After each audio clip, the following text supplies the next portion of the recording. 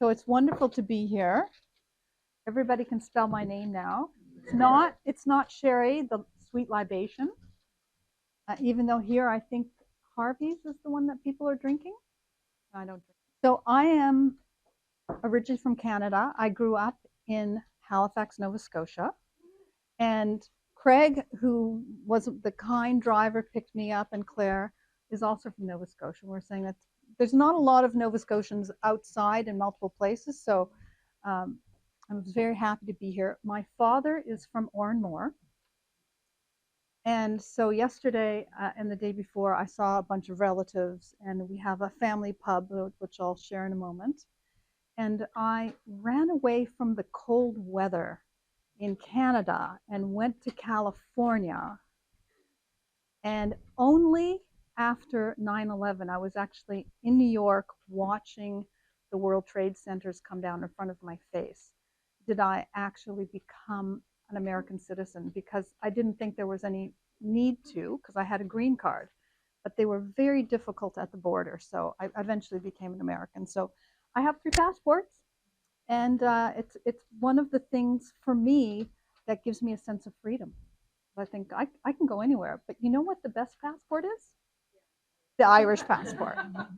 It is the best passport. When you're traveling international, it is the best passport.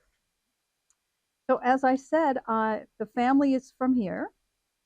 And Glynn's Pub, this is actually a picture from a couple days ago. Glynn's Pub on the Dublin Road. Every summer, the family would come. Um, my dad would not stay the whole time. My mother would stay a little bit longer. And I had the magical summers growing up. My aunt was telling stories. She used to be a teacher. She was telling stories about the fairies, and we would go to magical places. And the pub that is from a couple of years ago, the pub had its 100th anniversary. My dad is a year older. He's not alive anymore, but he's a year older. And so this place is this one, and then across the way is McDonough's, which is the Thatch Pub. And so these places have legacy. They have stories. There's a saying, if the walls could talk, well, if those walls could talk in that pub, there would be some serious stories and lots of cracks. So I love coming here. This was a little bit of a good excuse to come and be part of this event. So thank you for bringing me back to Ireland. And so this topic is how to live a legacy-worthy life. And what does that mean? And what is legacy-worthy? Well, we have heard trustworthy. We've heard newsworthy, praiseworthy, noteworthy. What is legacy-worthy?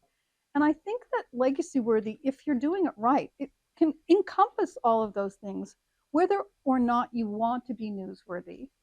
You may be humble and say, I don't need to be praiseworthy or noteworthy, but legacy worthy is really taking on a different way of showing up in your life. And you don't have to be humble to be legacy worthy. You could be humble to be legacy worthy, and I'll carry on. So what we're going to talk about today is to be legacy worthy is to live a life of anavim, which I will explain in a moment, to have integrity and have positive influence, because there's all kinds of influence out there. And people who are quote unquote influencers, those are jobs now. Who knew 10 years ago we didn't have jobs of people being called influencers? People that were not trained in media. They just, have a YouTube channel, a TikTok channel, and they're influencers. They're uh, you know, on behalf of companies selling products, and whether they're doing it with integrity or not, that's not for me to say. But we want to consistently strive to improve our lives today, and then focus on leaving the world a better for the next generation. And this is probably the most text you're going to see on a slide. I will at the end, there'll be a QR code that you can grab any of the slides, because when I go into Anavim, it might be a little bit detailed. So since we're in the month of November, All Saints Day, All Souls Day, the month of the Holy Souls. And why is that important? Well, people assume that legacy has to do with death. Who here, put your hands up, associates legacy and death together? Okay. Not only is that true in our perception, but I know the fellow who bought legacy.com. If you've ever gone there, it's just a database of death because it's obituaries. Now, the person that owned it prior to the guy that has it now, he used to live in California, and that's not what it was. But he sold it for a lot of money because single domain names, the last time that there was a single domain name in the English language that was available was the late 1990s. So death and legacy are very much associated. And different parts of the world treat it in a different way. So since I live in Southern California, they have the Day of the Dead. And they all dress up. It is absolutely wild. Growing up in Nova Scotia, which Halloween is very cold. I mean, it's snowing half the time, right? Craig, wasn't it snowing during Halloween? There was nothing like this. And the experience of recognizing the dead, thinking of the souls, all of this is very important. And not only is understanding life and death a big deal, but this weekend is the reading in the Bible of the Old Testament for the life of Sarah. Why is that a big deal? Well, if you actually know your Bible, your Old Testament, there's only 5 of the readings that are named after a person. All the rest have some other meaning to it. So why is she a big deal? Well, anybody who knows Sarah married Abraham. She had at 90 had a son, and she lived for a long time. And this is a story of her life. And she is apparently the mother of the Jewish faith, the Christian faith, the Muslim faith. Everybody comes from her. And I actually put these 2 beautiful Galway crystal snowflakes that I bought today at the Galway Crystal Factory to represent the Sabbath and Sarah, and the idea that somebody who has such a legacy, and her name, how many people have the name Sarah? It's in so many different places in the world. So Sarah has a really big legacy, and if you know the story, it tells all the different things about her life. And there's very few other people that are so well known. And so this is a legacy. This is the written legacy, and we'll talk about different types of legacy. And when I think of legacy, I look at it really in sort of 3 parts. So the first part, up till you're 30, then kind of 60 on and 90 on. And really when you're around 50-ish, who here is 50 or older? That's when you start thinking about legacy. Nobody's thinking about legacy when it's 20 years old. When you're 90, you might not even have the mental capacity to think about it. It's kind of the middle phase. And that's like, oh, you really need to step into being legacy worthy in your own life, not just for yourself, but for those people around you, because you want to be living in such a way that people want to emulate the good in you. And there are few people who talk about life in terms of weeks. Like everybody, it's just like, 4,800 weeks that most people have, 88 years. The first 1,500 weeks, you're too busy just getting yourself sorted. The last 1,500 weeks, maybe your body's not working, maybe your mind's not working. But the middle 2,500 weeks, this is where all of the energy is. I call it the progress phase. And when you're in that, if you don't actually factor in thinking of your life and your legacy, you'll probably miss it. So for me, I look at legacy worthy life in a triad, 3 parts. So did you know that the age of people and that their lifespan is increasing? I'm sure this is not a surprise. We know this is true. So lifespan and legacy are connected. So the first part of the triad is to live smart. It's your well-being and your ways. The words I'm using start with a W. There's going to be 6 of them. Not a pop quiz at the end. But legacy is longevity. It's your lifespan as well as what happens after you live, not just the end of your life. So your well-being, it's your health, and your ways, it's your character, your attributes, the way that you show up in the world and how people see you, because it also relates to your reputation as well as the remembrance afterwards. but also what is your relevance right now? And if I don't mention it later, somebody asked me to talk about reinvention. Okay, so prepare and measure wins you treasure. So how do you measure your life in a year? I think there's a song from the movie Rent where they talk about the number of seconds. But really, how's your year been overall? Who's doing an inventory of their life? How's your progress? How's, like, have you had misfortune? How's your happiness? Where are you actually taking stock of this? And hopefully this weekend, this will be some of the questions that we'll ask and ask each other. And when you measure it, then you can say, like, how am I doing? How am I doing in this part of my life? And part of legacy has to do with, we mentioned that most people start thinking of at a certain age. But I saw this, how I thought growing old would take a lot longer. I mean, when I looked in the mirror and I thought, oh my God, I'm old now. you know, my kids actually told me that I was old. It's like, wow, I in my mind I'm still 22 years old. But this image of the sands of time, the hourglass, it's very symbolic where you see, the young child has a lot more time and the older person has less time. And we'll talk about the whole idea of time and legacy as well. But also, did you know that everybody used to have their assets in a safety deposit box? Who here has a safety deposit box? Nope. Who here has passwords on a website or passwords to a bank account online? Okay. So we see that there is a change where our assets are, how we track things. So the second part of the triad is to give smart. This is your wealth, your resources, as well as your worth in relationship riches. Because if you have money, what are you doing with it? You're just using it for yourself, or are you actually helping other people? Are you giving it to charity? I think somebody here is going to talk about charity over the course of this. Talking about charity, you're the one. There you go. So I'm not even going to touch that. That's very important. If you have resources of different kinds, what are you doing with it? What are you thinking about? Some people, at a certain point in their life, they're saying, what am I going to do with my assets? Who am I going to give it to? What organizations will be part of it? You have to think about these things. It just doesn't magically happen, and you probably need to find a financial advisor, a wealth advisor to help you put these things together.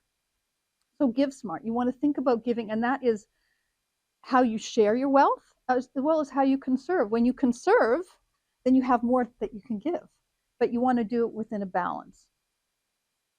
And then, did you know that people used to write their family tree at the front of the Bible? Has anybody ever seen one of these Bibles where there is a family tree written? There we go. So a very different experience than people are using now. They're using ancestry.com and these type of online websites. Here was, written out, and these are like treasures in people's family because they track things in this family record. So this is part of leave your mark. And most people, when they think of legacy, they're really thinking of how are they leaving their mark, and a little bit of what are they doing with their assets and their finances. So leaving your mark is your stories and your wisdom, and we're going to hear somebody tell great stories later on. And what are your values? And your values and how you show up and your ways are very much connected. So it's the culture, the clan, the chronicles. How are you bringing that all together? And I know for my dad, we were not expecting him to pass away, and he had just started working on his memoirs. They were not done. And I thought, wow, he waited too long. He should have started working on those much earlier. What are you capturing now? And we have so many ways to do it now. With a lot of technology, Camille's going to be talking about that, so I won't go into it in depth. But we have so many ways to capture information, so many different forms of media, and your words and your wisdom. If you believe you have something of value to share, you should capture it now for your families or friends. And even if you don't have children, or there are people that you can influence and share your value with. So let's just do a little recap on that triad of wisdom. Live smart, legacy is longevity, your well-being, your health, your ways. If you don't have your health, then none of the rest of it's really going to work out for you. Give smart, share and conserve, whether you have a lot of money, a lot of resources or not. but you're worth your relationship riches. And this is a term I use all the time. It's about investing in other people as well as investing in yourself. I came here, across a big continent, across the Atlantic, because this to me was an investment, not just in myself, but all the people here. And my own personal goal whenever I attend a conference, whether I'm running it or speaking or just showing up as an attendee, it's like, if I can meet 3 people that I want to stay in touch with at the end of this event, it's a fantastic conference. It's the relationship riches and the value that you bring and share. And this is, you don't have to be somebody that has a lot of money, but you have worth and value to bring to other people. Leave your mark, your culture, your clan, your chronicles. I mean, I shared earlier, I grew up in Canada. My father's Irish. My mother's Jewish. My children are a whole bunch of different things. And I live in the United States. I feel like I have so much opportunity, and I grew up with incredible tolerance. And sometimes I wonder, why are people so small-minded? You have to kind of expand your mind. So your culture, your clan, your chronicles, these are things that if you don't start taking the time now to think about it and start putting these things into play. Some people say, I'm going to write for 15 minutes every day, or I'm going to do a video, for 10 minutes every day. If you don't actually add it into your schedule, it's not going to happen. So we're going to talk about for a moment, and I have a little card to give out to people called the Shoulder of Giants. And this card, you don't have to use it now if you want, but I would like you to think about the people in your life who have influenced you, whether they're people who are living that you know, whether they're people you read about in a history book, somebody that your teachers explained to you. And this phrase, Shoulder of Giants, it's from a very well-known physicist. Does anybody know who he is? Newton.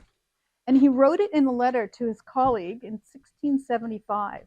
And it's the idea that you're giving attribution to other people. Our relationship riches, it's not that we live in a vacuum. We don't hold all of this stuff together. You have to pass it on and give thanks and give attribution so that people can learn from them as well.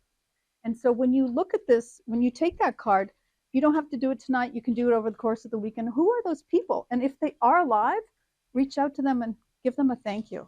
Sometimes people have no idea that they have influenced you in a positive way. And to know that you have, and because each of you are going to go out and influence people in a positive way, somebody will come back and say thank you to you. So think about who those people are. And this phrase came off the internet. I've seen it in multiple different versions, but 20 years from now, you'd give anything to be this age again, this healthy, and have this time again. Live your life as if your future self was watching. So, Owen, you started this 12 years ago. Just a quick answer. Did you have any idea that 12 years ago it was going to be what this is now? No, it was an experiment. There you go. It's gone out of control. It's gone out of control. Right. But part of this future self is really projecting your life in the future. Most people barely think about next week, let alone thinking a dozen years down the road. And this has to do with dreaming. What are we talking about dreaming when we're here about legacy? Well, your legacy is basically the culmination of the dreams of your life. What have you dreamed up? I mean, this character dreamed up this conference is going for 12 years. And there's some people that I spoke to who've been here for 10 years, 11 years. So this is where I'm going to introduce this idea called purpose and mission are led by vision. Purpose and mission are led by vision. And this is where the word that you were having a little trouble pronouncing, which rhymes with a dream, from dream to Anavim. It's almost a little musical, from dream to Anavim. The next slide has a lot of text on it, but I'll just quickly describe it to you. So this is a word that I made up. I dreamed it up. But I didn't dream it up with nothing, because I'm very much a left brain person. So I actually went and used the linguistics of the different parts of the word that mean something from other languages, from Greek, Hawaiian, French, Italian, Proto-Italian, So on Havim. And when I say it to myself, and because I've been saying it for a few years now, it makes perfect sense to me. Anavim, purpose and mission led by vision. And a slightly different is the combination of future vision, fueled by purpose, fulfilled by mission, a meaningful endeavor. So, who here has a meaningful endeavor in their life? Okay, we're in the right crowd. The thing is about our meaningful endeavor, it can change. And when you have a meaningful endeavor and you think of it in terms of living a legacy worthy life, then your endeavor may actually change as well. Why? Because our greatest contributions are ahead of us. Even if you're already amazingly successful and done fabulous things, this is how you can reinvent yourself. This is how you can improve yourself. And it's not about what do I need to do because I'm going to die. What am I going to do to contribute for the rest of my life? That is really where legacy comes in. It's not about the end. It is what am I doing now? Because all we have is this moment, this point in time. And then with Anavim, your daring dream designs the theme developed by your Anavim. And if you have a meaningful endeavor and you haven't thought of it specifically in terms of vision, purpose, and mission, then your legacy doesn't have the same legs on it to run. And the next slide, this is kind of fast, but really the three parts. Your vision is your focus. You know, what are you looking at? It's the what. The why, it's your intention and purpose. A lot of people talk about the purpose in their life, but they're not necessarily connecting it back to the what. And then the who and the how, that's your mission and your action. And usually things are on, this is an inverted pyramid because the vision is big, it's wide. And it can be as big as you want. And it's not a 1 year vision. You need to have a multi-year vision, maybe a dozen years, like this event. Whether you thought at the time you were going to do it for a dozen years, the longer your vision, the greater you can move into your own future. And if you can see on the sides, one says imagination, the other says long term. It's the longer term you have is the wider your imagination can go.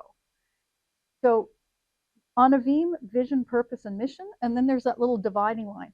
We are often stuck in the minutia of the strategic plan, the goals, the projects, the little facts and data in the immediate. They take up most of our time, but if they're not tied to the top, to your Anavim, and I use the word Anavim as a single word because when we talk about cake, we don't say flour and sugar and baking soda. We just talk because you know it's all together. So Anavim, I made it up because there's so much confusion between what is a purpose, what is a mission, what is a vision. And this way you know that there's a specific order. Now, there's no quiz here, but I actually put this together so that you understand there's different ways of looking at of these elements. And I'm going to give you the answers going next. Vision is inspirational. And if you have a legacy worthy life, you're inspirational, maybe not to billions of people, to a small group who understand what you're up to. Purpose is motivational. It's the thing that helps get you out of bed in the morning. Mission is tangible because it's the who and the how. You have to have the who is executing, and who is it for? Who are the beneficiaries? You don't do it in a little bubble. You have to spread it around. Uh, strategy is positional. Goals are operational. Projects are executional. Tactics are procedural.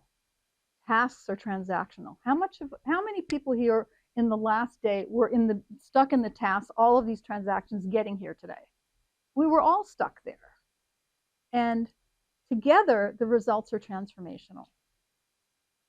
So from Coldplay, they talk of this song about the higher power. So when you have Anavim, your higher power is in your Anavim. It's just a different way of thinking and it helps guide you.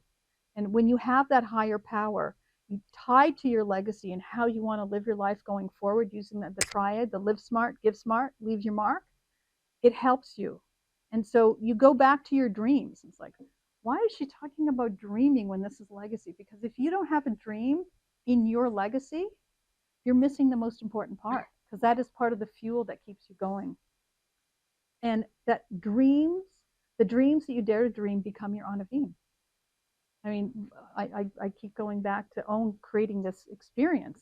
You didn't even know that this dream that you had of this event was going to be going for this long with all these different people, with the website with incredible stories. I mean, because of your website is how I found out about it. And so you put it out there. So you want to have an Anavim manifesto, which is part of your legacy. You want to make every decision Anavim driven, where you're focusing on your vision, your purpose, and your mission. And you want to be an Anavim machine that's on autopilot. You know, you can become your own AI of your Anavim. And the next little point here, I say this because, and we have some cards that we can give out with give and ask. I if somebody said to me, what would you like to do when you're at university? I said, I would never leave university. I would just stay here and study the whole time. I did not feel like, well, to me, that would have been just joy. But I realized that if you don't participate with others, if you don't share what you know with others, why hold it in? Why keep your best stuff as top secret? So the little cards that I have that are give and ask, you can take one, or you can take both. But if you have something here, something that you can give and you can articulate it and write it down, and if and when you're meeting somebody else, you can share your gift card. Like, this is what I can give to you to help you do your things. This is how we can use our relationship riches. And then if you have an ask, if there's something that you might need or somebody who can help, the little ask card you write on that, and whoever can help fulfill your thing. I don't know about you, but I don't like to ask for help. I find it very hard. So the experience of writing it down gives me like a little bit of a buffer so I can ask somebody to help me with what I want to do. And I mentioned being at university. This is not my license plate, but when I saw it, learner forever, like, that would have been me. I just want to be a learner forever. Do I have to actually do anything or do work? Can I just learn? But what is the use of having value and know stuff if you're not sharing it with others, right? That's your relationship riches. So this is a little plaque of my dad, born in Oranmore. And it was originally something that we put together, me and my sisters. It was just a graphic. And then we ended up saying, well, let's actually take that graphic and turn it into a plaque. And who's going to go to Ireland and bring it and go, get it hung up in Oranmore? And the hardest part, if you can see down at the bottom, is the little words. We spent weeks coming up with these 25 words. I mean, who can encapsulate their own life in 25 words and have it have some impact and meaning? So it says, proud Irishman, hurling champion. He won 4 Fitzgibbon Cups. Actually, have one of the hurling medals here. He had 4 daughters, 4 medals, and we each got one. That's a little bit of a legacy right there. Lover of poetry. That man would stand up and recite poetry, didn't matter who was there to listen. Scholarly reader. He loved to read. Veteran Army Medical Corps leader. He was a MASH doctor in Korea. Ship surgeon, world traveler, public health physician, devoted to faith and family. And even the images we put with the cross up on the top, my father went to church every day. They used to have the early mass in my father's family. There's nuns and priests. The hurling, there, the harp. He loved Irish music, and the bottom part is the caduceus, the medical symbol. And putting that together, like really creating a little snapshot of his life for his 100th birthday legacy, was a labor of love for all of us. And think about your own life. Can you put something like this together? It could be in a different way of how you're bringing your life and how other people see you. I mean, it's a little snapshot. And I think one of the most important things, and I share this because it's about giving gratitude. It's American Thanksgiving this coming week. But when we leave here today, this event, think of the people that you want to thank. And earlier when we talked about standing on the shoulders of giants, who is it that you want to give gratitude to that has improved your life? This is part of living smart and living like that. And I am writing a new book called Legacy Well Planned. I've written other books that are there. And when the book is out, I will let Owen know, and there will be a link to get a free Kindle version of it. So you're all welcome to get a copy of it. And there's a little phrase that I use that relates to legacy and life, and that is gather together, which we're doing here, love one another. Hopefully, we might have some love affairs going on here, not the romantic kind, but the people that you really love. Advance humanity. What are we doing to advance humanity? We'll talk about, AI and stories, the things that we can do to actually advance humanity. Advocate peace. Please, please, please. Oops. We definitely need to advocate peace and feel God's grace. However you see God, whatever faith, whatever walk of life, what is it? And this is my own little snapshot of how I see living life. And part of that, for me, if I feel I am doing those things, that's part of me being legacy worthy. And there's something that I'm going to share on the next slide that, honestly, if somebody told me 2 years ago that I was going to do it, never have said so. But I love you. And during the course of this event, whether you say it to somebody here or you pick up the phone or send a text, you have to tell somebody that I love you. And that's it. Your legacy and love are totally connected. I thank you for being here. Little San Diego sunset for me. And you can get the slides, the exact slides, especially with the Anavim stuff, if you want to take a picture of it and download it. I think, you can probably send it out to people on if they're looking for it. And I thank you for the opportunity to be here. How to live a legacy worthy life in Kong. What an incredible location we are. And I'm going to hand it over to you to introduce the next speaker.